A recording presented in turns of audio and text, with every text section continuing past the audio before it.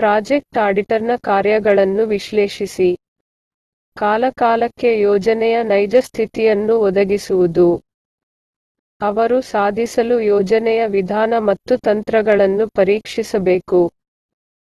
ಯೋಜನೆಯ ಉದ್ದೇಶಗಳು. ಯೋಜನೆಯ ಕೆಲಸದ ಸಮಯದಲ್ಲಿ ಗುಣಮಟ್ಟದ ಸಮಸ್ಯೆಗಳನ್ನು ಉಂಟುಮಾಡಬಹುದಾದ ಅಂಶಗಳನ್ನು ಗುರುತಿಸುವುದು ಮತ್ತು ಆ ಸಮಸ್ಯೆಗಳನ್ನು ನಿವಾರಿಸಲು ಶಿಫಾರಸುಗಳನ್ನು ನೀಡುವುದು. ಲೆಕ್ಕ ಪರಿಶೋಧಕರು ಸಲಹೆ ನೀಡಬೇಕು. ಆಡಿಟರ್ ಕ್ರಿಯಾ ಯೋಜನೆಗಳನ್ನು ಸಿದ್ಧಪಡಿಸಲು ಸಮರ್ಥರಾಗಿರಬೇಕು. ಲೆಕ್ಕಪರಿಶೋಧಕನು ಒಪ್ಪಂದದ ಮೂಲ ರೇಖೆಗಳನ್ನು ಮೌಲ್ಯಮಾಪನ ಮಾಡಬೇಕು ಮತ್ತು ಯೋಜನೆಯ ಉದ್ದೇಶಗಳನ್ನು ಸಾಧಿಸಲು ಅವುಗಳ ಸಮರ್ಪಕತೆಯ ಬಗ್ಗೆ ತನ್ನ ತೀರ್ಪನ್ನು ನೀಡಬೇಕು. ಆಡಿಟರ್ ಯೋಜನೆಯ ಪ್ರಸ್ತುತ ಮತ್ತು ಭವಿಷ್ಯದ ಸ್ಥಿತಿಯನ್ನು ಅಳೆಯಬೇಕು. ಮೇಲಿನ ಸಮಸ್ಯೆಗಳನ್ನು ನಿವಾರಿಸಲು ಸೂಚಿಸುವ ಮರಣದಂಡನೆಗೆ ಸಂಬಂಧಿಸಿದ ವಿವಿಧ ಸಮಸ್ಯೆಗಳನ್ನು ಸಮಯೋಚಿತವಾಗಿ ಗುರುತಿಸುವುದು. ಯೋಜನೆಯ ಮತ್ತು ಸಿ.ಎಚ್. ಯೋಜನೆಯ ಸರಿಯಾದ ಅಂದಾಜು ಮತ್ತು ವೆಚ್ಚಕ್ಕಾಗಿ ಉತ್ತಮ ಮಾಹಿತಿ ನೆಲೆಯನ್ನು ಸ್ಥಾಪಿಸುವುದು. ಸೂಕ್ತವಾದ ಮಾನದಂಡಗಳು ಮತ್ತು ವ್ಯವಸ್ಥೆಗಳನ್ನು ಸ್ಥಾಪಿಸಲು ಮತ್ತು ಶಿಫಾರಸು ಮಾಡಲು ಸಹಾಯ ಮಾಡುವುದು. ಸೂಕ್ತವಾದ ಕೆಲಸದ ತಂತ್ರಗಳು. ಯೋಜನಾ ಕಾರ್ಯಗಳಿಗೆ ಸಂಬಂಧಿಸಿದಂತೆ ಅಗತ್ಯವಿರುವ ನಿರ್ದಿಷ್ಟ ತರಬೇತಿಯ ಗುರುತಿಸುವಿಕೆ ಮತ್ತು ಶಿಫಾರಸುಗಳು.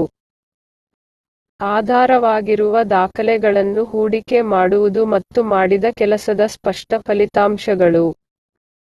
ಯೋಜನಾ ನಿರ್ವಹಣೆಯ ಪ್ರಕ್ರಿಯೆ ಮತ್ತು ಕ್ಯಾಲಿಬರ್ನ ಮೇಲೆ ನಿರಂತರ ಅವಲೋಕನಗಳು, ಮತ್ತು ಯೋಜನಾ ಸಂಘಟನೆ ಮತ್ತು ನಿಯಂತ್ರಣಗಳ ಸ್ಪಷ್ಟ ಚಿತ್ರಣವನ್ನು ಪಡೆಯಿರಿ.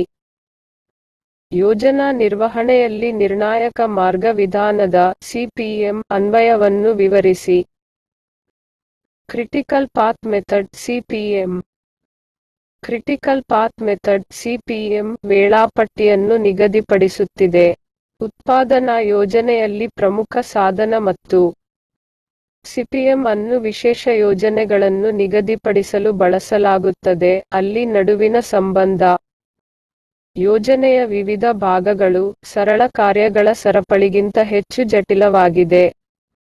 ಒಂದರ ನಂತರ ಒಂದರಂತೆ ಪೂರ್ಣಗೊಳ್ಳುತ್ತವೆ. ಸಿಪಿಎಂ ಎರಡು ಅಥವಾ ಹೆಚ್ಚಿನ ಕಾರ್ಯಾಚರಣೆಗಳ ನಡುವಿನ ಮಾರ್ಗವಾಗಿದೆ, ಇದು ಕಾರ್ಯಕ್ಷಮತೆಯ ಕೆಲವು ಅಳತೆಗಳನ್ನು ಕಡಿಮೆ ಮಾಡುತ್ತದೆ ಅಥವಾ ಗರಿಷ್ಠಗೊಳಿಸುತ್ತದೆ.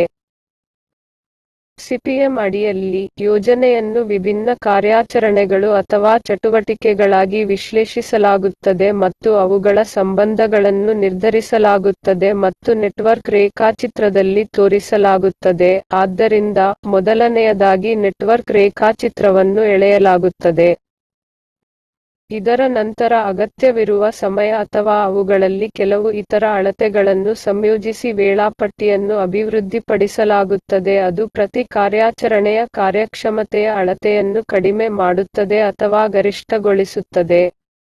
ಹೀಗಾಗಿ, ಸಿಪಿಎಂ ಒಂದು ಯೋಜನೆಯಲ್ಲಿ ನಿರ್ಣಾಯಕ ಚಟುವಟಿಕೆಗಳನ್ನು ಗುರುತಿಸುತ್ತದೆ ಮತ್ತು ಅವುಗಳ ಮೇಲೆ ಕೇಂದ್ರೀಕರಿಸುತ್ತದೆ. ಪ್ರಾಜೆಕ್ಟ್ ಆಡಿಟ್ ಪ್ರೋಗ್ರಾಂನಲ್ಲಿನ ಹಂತಗಳನ್ನು ವಿಶ್ಲೇಷಿಸಿ. ವಿವರವಾದ ಆಡಿಟ್ ಪ್ರೋಗ್ರಾಂ ಈ ಕೆಳಗಿನ ಹಂತಗಳನ್ನು ಒಳಗೊಂಡಿದೆ. ಹಂತ 1, ಯೋಜನೆಯ ಪ್ರಸ್ತುತ ಮತ್ತು ಭವಿಷ್ಯದ ಸ್ಥಿತಿಯನ್ನು ಸ್ಥಾಪಿಸುವ ಸಲುವಾಗಿ ಯೋಜನೆಯ ಸಂಘಟನೆ, ಆಡಳಿತ, ದಾಖಲೆ ಕೀಪಿಂಗ್, ಯೋಜನೆ ಮತ್ತು ನಿಯಂತ್ರಣ ಮತ್ತು ಕೆಲಸದ ವಿಧಾನಗಳು ಮತ್ತು ತಂತ್ರಗಳ ಪ್ರಾಥಮಿಕ ಪರೀಕ್ಷೆ.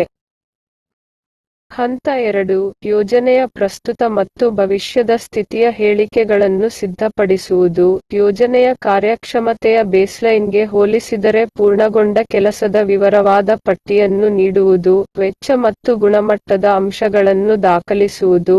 ದಾಖಲೆ ಕೀಪಿಂಗ್, ಕೆಲಸದ ವಿಧಾನಗಳು ಮತ್ತು ಸಂವಹನ ಅಂಶಗಳು.